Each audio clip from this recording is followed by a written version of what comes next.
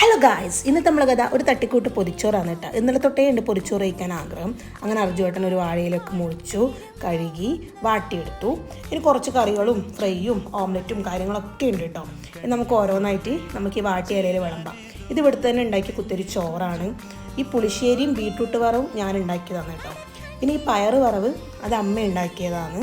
പിന്നെ ഈ അച്ചാർ അത് ഇവിടെ തന്നെ മാങ്ങയാണ്, അത് ഇന്നലെയും ഉണ്ടാക്കിയത്. പിന്നെ ഈ ചമ്മന്തി നല്ല പച്ച മാങ്ങ ചമ്മന്തിയാണ്, അത് ഇവിടുത്തെ മാങ്ങ കൊണ്ട് ഉണ്ടാക്കിയത്. ചമ്മന്തി പൊള്ളിയായിരുന്നു, പറയാതിരിക്കാൻ വയ്യ.